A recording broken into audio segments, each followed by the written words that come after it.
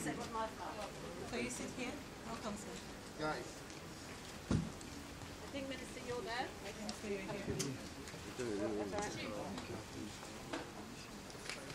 Excellent. When we speak, we take our mask. Yes, definitely. Hello, everybody.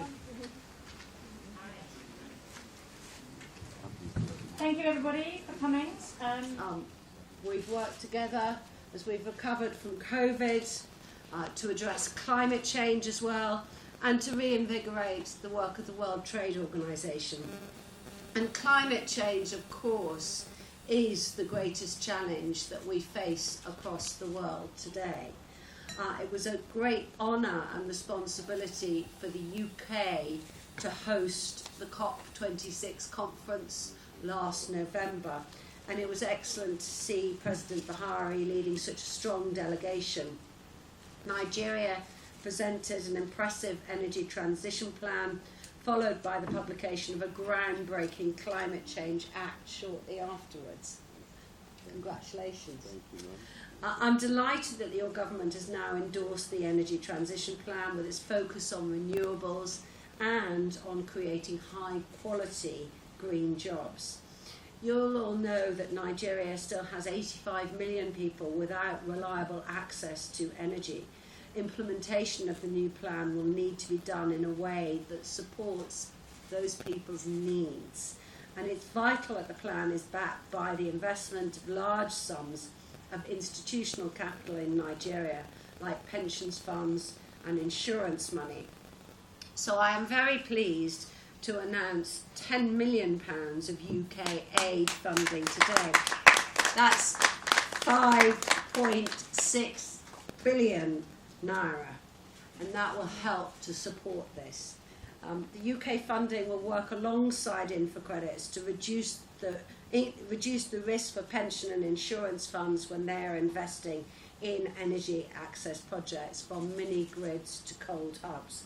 This is a clear demonstration of the strong partnership between our countries and the UK's commitment to supporting Nigeria, especially on your low carbon energy sector. It was good to see the Securities and Exchange Commission and Pensions Commission here today as well. Thank you. I'm sure they're as excited as I am about the potential that this project could unleash. And Nigeria has trillions of naira of institutional capital, but less than 0.5% of that is currently going into infrastructure. When employees make their pension contributions, they would like to know that their investment is improving the lives of their fellow citizens. And I'm glad to say that our support for energy transition goes way beyond this particular project. We're also providing technical assistance to Nigerian institutions, sourcing climate finance for large projects, and providing grants for the most innovative Nigerian businesses. British International Investment, which was formerly known as CDC, has invested in the off-grid energy sector via BBOX. BBOX is a British company that recently committed to give access to energy to 20 million Nigerians within 10 years via quality solar home systems. And there are more UK companies active in Nigeria's energy sector. Just over a year ago, my predecessor announced an investment by Conexa alongside Nigeria's Sovereign Wealth Fund for solar in Kano. Conexa has already started work on solar energy for Kandua, meaning 10,000 new energy connections, but also more reliable energy with fewer power cuts. And we're working on other infrastructure such as rapid bus transport systems. And in the next couple of days, I'll be down in Lagos to see for myself where UK has been helping to improve public transport on the Lagos waterways. We've helped to prepare what we hope will be a fair tender process for companies to develop the waterways as an alternative low-carbon solution in the immense metropolis of Lagos. All of this, clean energy, clean and safe public transport, they're tangible examples of the British investment projects that the UK is driving forward. Our commitment today is an active step towards achieving those goals. To restore nature to and to adapt and to be resilient to climate change, to improve access to climate finance and to hasten the transition to low carbon, environmentally sustainable economies. That's what we want to help achieve and to help achieve it everywhere. Thank you so much. Thank you very much. If I can call on Honourable Minister. You may be aware that Nigeria kickstarted its clean energy transition as far back as 2014 with the first solar energy hybrid project executed across Lagos, Kaduna and Borno states. Since then, we have continued to raise ambition by putting requisite regulations and policies in place, developing investor-grade data for project development and securing the $550 million NEP facility from the World Bank and African Development Bank.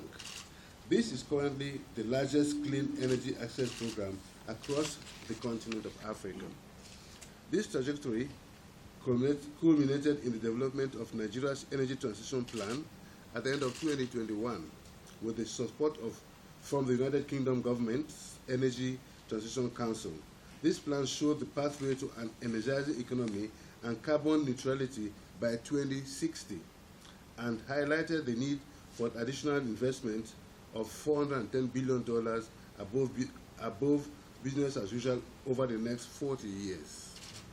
Whereas all efforts have been geared towards unlocking private sector activity in the clean energy transition, one major challenge continues to be private sector access to local currency financing.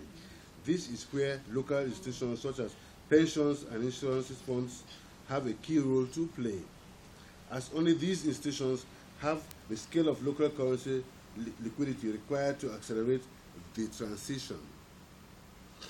It is important for international partners to start contemplating on how best they can collaborate with these institutions to facilitate blended finance models that combine local institutional capital with foreign currency denominated support to unlock local currency financing of off-grid development in a large scale.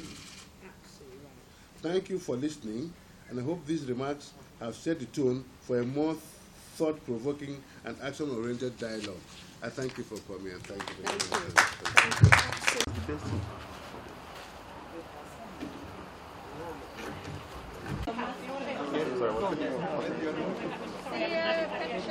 Pensions.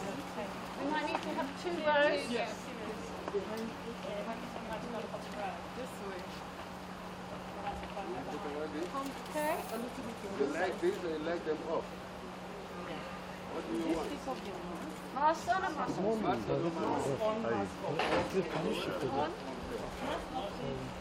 We're going to do mask on.